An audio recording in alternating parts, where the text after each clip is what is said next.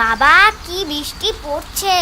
ঠাকুর ঠাকুর ঠাকুর, আরো জোরে বৃষ্টি আয়, আরো জোরে বৃষ্টি আয়, আর যেন আমার স্কুলেই না যেতে হয়। হ্যাঁ, আমার স্যারটাও যেন না আসে, তাহলে আর পরীক্ষাটা দিতে হবে না।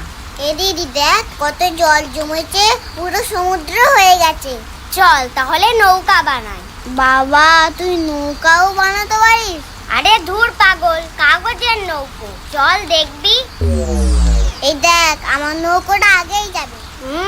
বানালাম আমি, আর তোর নৌকো আগে যাবে। এই তোরা খেতে আয়, খাবার বেড়েছি।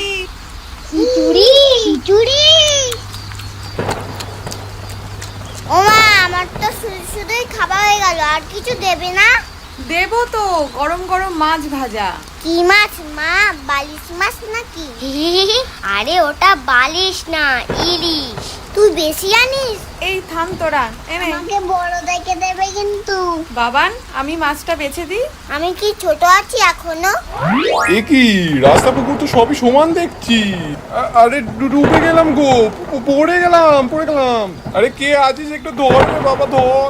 কে জানতো আজ আমাকে জলের তলা দিয়ে যেতে হবে। আগে জানলে একটা লাইফ জ্যাকেট কিনে রাখতাম।